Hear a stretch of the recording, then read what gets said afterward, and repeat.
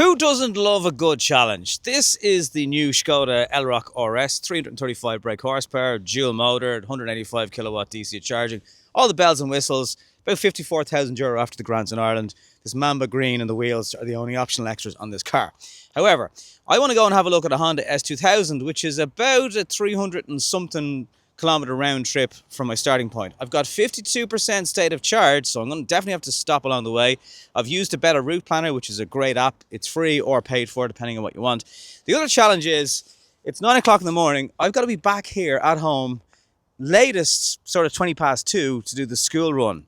Can I have a look at a car, get up and down and charge this thing without hassle, and kind of, stopping for maybe 5 to 9 minutes each time if I do need to stop at all, do it in the same way you would in a normal car? Let's find out. Welcome to Nobby on Cars. The other nice thing about all modern Skodas is when they're EVs, you can condition the battery. So you can go into the car settings, into charging, and you can optimize the charging. It may not get to 185 kilowatt. I'm on the way to an Ionity, so I'm relatively soon into the journey. The idea would be that I now will get enough charging into the car that I can get up to Belfast and back home again and not have to worry about charging at all. That would be the ideal circumstance. So I've got 44%, 166 kilometers. Obviously my trip is going to be pretty much double that. So let's see what we can do.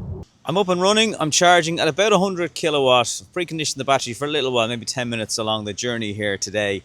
It's obviously not getting 185 kilowatt. That's always a max charging curve.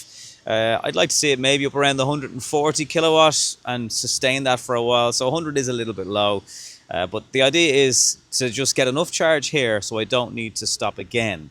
So I plan on being here for about 15 minutes. Obviously, you would have put diesel or petrol into a car in about a third of that time, including paying. But let's see how we get on anyway. I want to, that is just a fact of EVs, but it's 15 minutes too long to wait for the overall cost. By the way, it's 69 cents a kilowatt hour here at Ionity. Because I'm not a member, that's €12 a month. If you want to do that rate, you'll get about 44 cents a kilowatt hour. Makes sense if you're doing a lot of fast charging with Ionity. For someone like me, it's very, very sporadic. Not worth it. Okay, I'm on the road again. Right, so I've got 90% state of charge, 342 kilometers. I've got a round trip of about 262 for about 300 kilometers. But I've got 342 in the tank. So surely I will not need to stop again to get up, get home. It's 13 degrees, not particularly windy. This is a 335 brake horsepower car. It's dual motored in the RS. It's doing about 21 kilowatt hours per 100 kilometers. In the Skoda literature, it says it does 16. So I don't know where the extra consumption has gone. I am doing 120 on the motorway because that's the speed limit, although that's not the ideal speed for battery electric vehicles. Maybe 100 or even 110 is ideal. So let's see how I get on. Will I make the school run? It's 26 minutes past 10. I need to be back in Dublin latest at the school, certainly anyway, at 2:40. Will that happen? And do I have enough time to actually look around the S2000 when I get there? Stay watching to find out.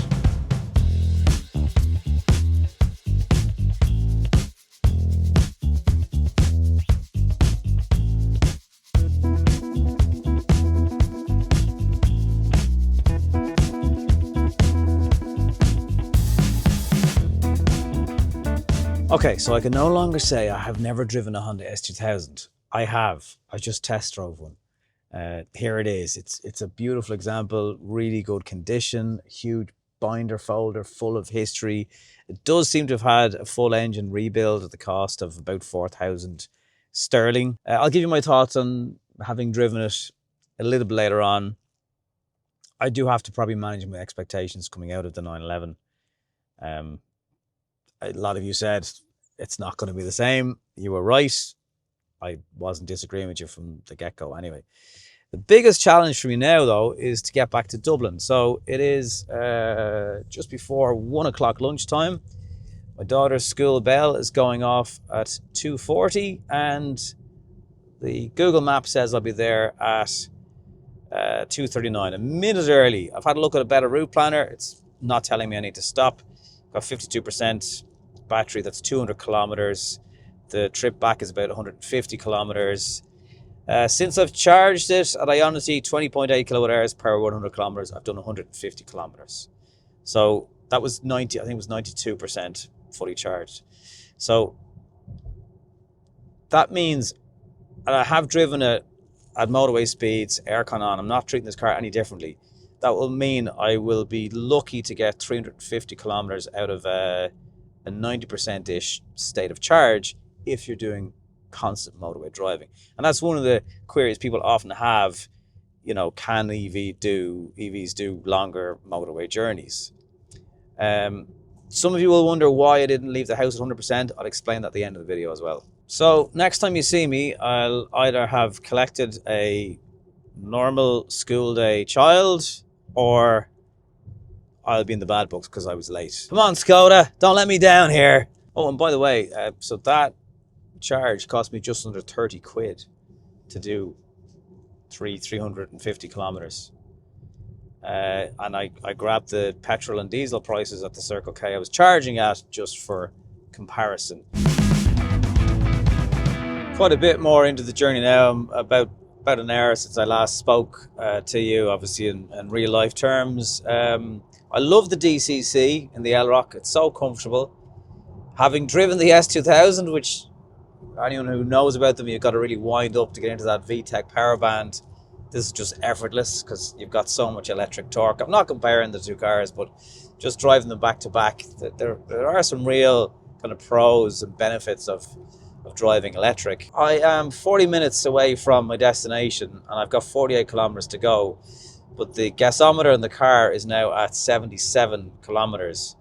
And for anyone who's ever driven EVs, so many times when it's not exactly what it says it is. So in theory, I'm going to arrive there with a 30 kilometer buffer, but I just wonder, will I? Now, I've got 6 minutes to spare before the bell goes off. I'm now getting warnings saying remaining range low, please charge vehicle. Yeah, I know. But if you think of these things like your phone, in terms of how the battery, you know when your battery's at 5%, these are the same. So I don't have any problems driving it down to 2%. I did that before on an ID7. I got to my charger with 1%. And there is always a little bit more the other side. I've never tried that. Don't think it's particularly good for the batteries either. I haven't weed and I haven't eaten since 8 o'clock this morning. And that's one thing, I don't have time for either of those things. I mean, I have a pretty good bladder. If you're ever on a beer with me, I can certainly 6 pints before I break the seal. So I'm not touching that water, even though I would kind of like some water because I'm thirsty. But I don't want to top the bladder up too much more.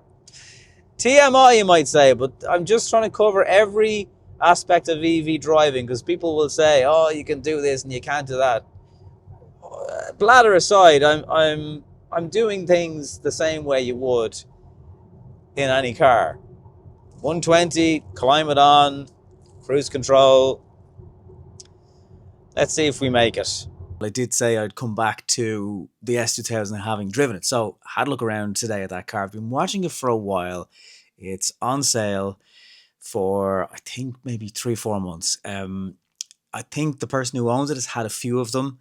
It looks very well minded. It's very, very clean. Under the bonnet clean. Not that kind of suspicious clean, just looked after. I reckon it's being garaged.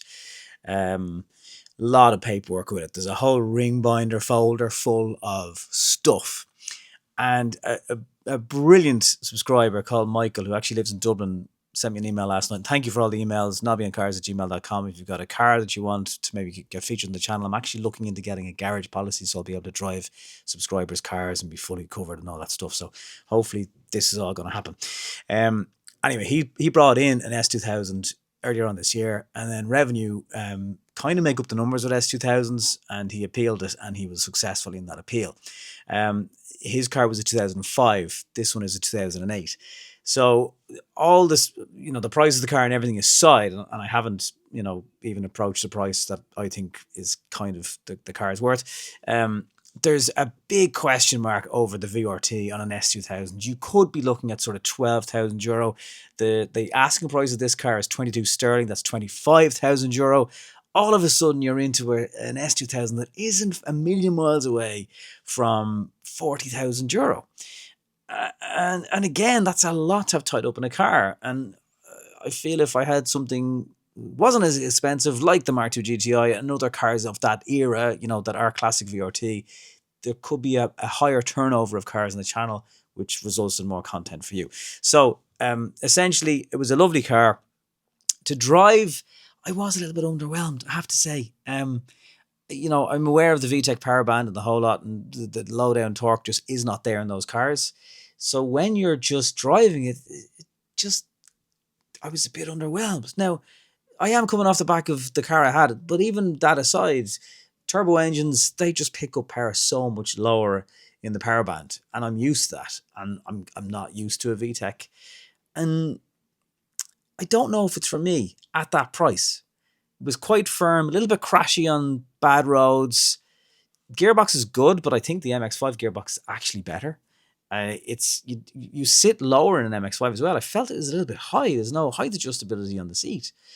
So that was a mint looking car, but I don't know if I like it enough to justify the extra price, which is a lot. And I hope you like my Skoda Green. But anyway, that's just a brief how I got on with the S2000 and where I am having actually finally driven one. Now I'm not sure. I'm back. Actually back about an hour and a half. Drained the lizard, had some lunch. Made it to school on time.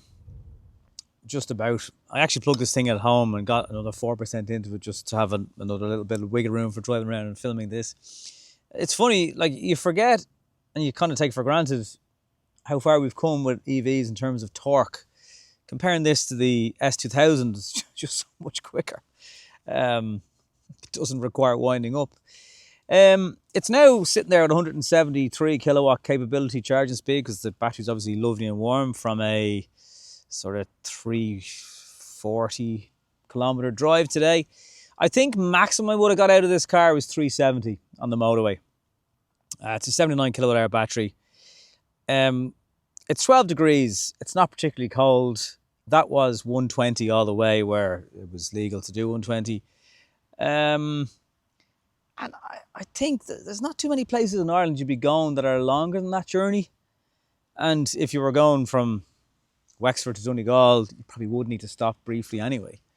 So can a car of this battery size now, as we head into 2026, do longer motorway journeys without issues? Yeah, I think so. I think the Elroq RS has proved it.